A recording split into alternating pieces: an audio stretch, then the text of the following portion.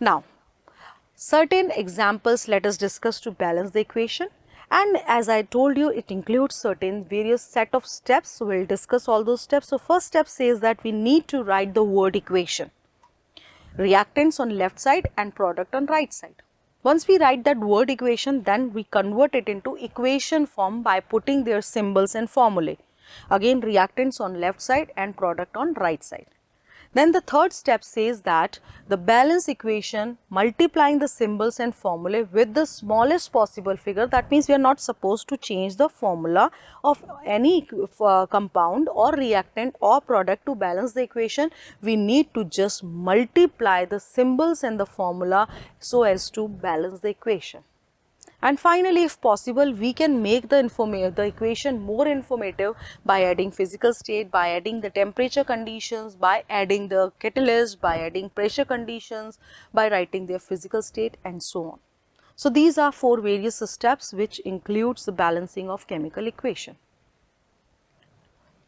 Now, after this we will talk about the types of chemical reaction. So, here we can talk about these reactions individually one by one. First we are having is combination reaction, then we will discuss about decomposition, displacement, double displacement, and finally oxidation reduction reaction. So, let us start with this types of chemical reaction. So, first we will talk about combination reaction. As the name suggests, combination means 2 or more elements or compounds combined together to form a single product. We call it as combination reaction. We know that during this combination reaction also, it involves the breaking and the making of bonds between atoms so that new substance can be produced. So, combination basically it involves the mixing or combining of 2 or more compounds or reactants together to form one single product. Let us take an example. If I take small amount of calcium oxide and mix with it with water, we get slag lime, that is calcium hydroxide. So, one compound is calcium oxide react with another reactant water to form one single product, that is calcium hydroxide. And this is exothermic reaction because when we touch the beaker, outer surface of beaker, we observe that the substance, the beaker becomes hot. So, it shows that on adding water to this calcium oxide, lot of heat has been produced, but one single product has been formed, and thus this is combination reaction. In this reaction, we observe that the calcium oxide when react with water, it forms one single product, that is calcium hydroxide. So, we call it as combination reaction. Certain good examples are burning of coal, that is C plus O2 gives us CO2. So, here we get the formation of CO2, one single product. Similarly, H2 and O2 when combined to each other, we get water. So, when 2 or more reactants combine to form one single product, we call that reaction as combination reaction. So, I hope this is clear. In some of the combination reaction includes the evolution of heat also, and we call it as exothermic reaction, and examples are burning of natural gas. For example, we are having methane, which is natural gas, undergo combustion. In presence of oxygen, we get CO2 and H2O. So, this involves the evolution of heat and we call it as exothermic reaction. Now, do you know that respiration is also exothermic? Because exothermic means it evolves energy, and we know that we need energy for our metabolic processes. And from where do we get energy? We get energy by the decomposition of our food. So, we are having food, it undergo oxidation and finally we get energy. So, this respiration process is also exothermic reaction. So, here you can see the reaction, glucose which is in our body react with oxygen to form CO2 and H2O along with the liberation of energy. Since energy has been liberated, so we call it as respiration process as exothermic process. Similarly, decomposition of vegetable matter into compost. We are making compost from this vegetable matter by decomposition. That is also an example of exothermic reaction. Let us talk about decomposition reaction, a second type of reaction. Decomposition says composition D means we are breaking a single molecule into 2 or more substances. So, we need to break the bond. So, decomposition is breaking of bond or a single compound into 2 or more substances. And how to break the bond? By supplying some energy. So if we supply energy in terms of heat, we call it as thermal decomposition.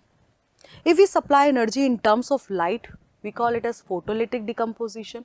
And if we supply energy in terms of electric current, we call it as electrolytic decomposition. So we are having three types of decomposition: thermal by heat, photolytic by light, and electrolysis by electric current.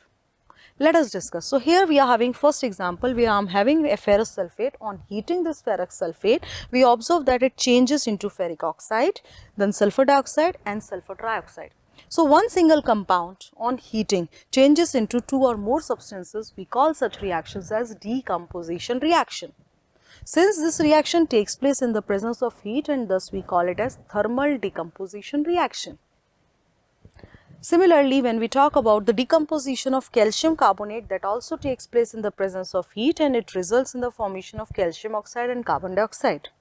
So breakdown takes place by heat. This is again thermal decomposition. Another example is lead nitrate. Burning of this lead nitrate or heating it undergo decomposition and we get lead oxide, NO2, nitrogen dioxide, which is brown fume, and oxygen.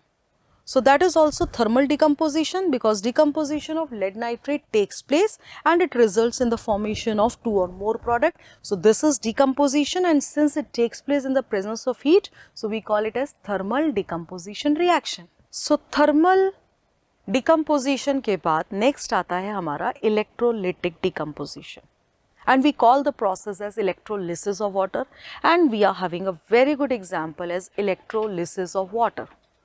When we take water and pass electric current to it, it decomposes into hydrogen and oxygen.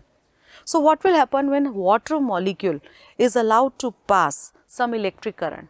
We need to add some electrolyte to it to make it good conductor, and then we observe that hydrogen and oxygen are coming out at different electrode. Let us see how this reaction takes place. So in this case, we observe that we are having this water molecule present all over it, and we have connected two electrodes to it. One is cathode, which is negatively charged, and other is anode, which is positively charged. So what will happen when we supply electric current to this solution? We observe that the cation H2O dissociates into H ion and OH ion, and this cation, that is H ion, will go to cathode by the gain of electron, undergo reduction, and this H will react with another H to form H2. This is how the hydrogen gas has been produced at cathode. हमने देखा cathode पे इस तरह से reaction हुई and we get hydrogen gas. Now what will happen at anode? Let us talk about anode. Anode में हमारे पास ये जो OH ion थे, ये OH ion O2 में convert हो जाएंगे and this oxygen gas has been produced at anode. So यहाँ हमें बिल्कुल चीज क्लियर है that cation will go to cathode and anion will go to anode with the liberation of hydrogen and oxygen gas, and this is how the electrolysis of water takes place for the production of hydrogen and oxygen. So as we have seen, the thermal decomposition, where the decomposition takes place by heat, electrolytic decomposition, where the decomposition of water takes place by passing electric current. Similarly, photolytic decomposition takes place by passing sunlight to certain substances and it decomposes into two or more substances. So this decomposition known as photolytic decomposition, because here we are using light. So generally silver salts undergo this type of photolytic decomposition and it is used in photography.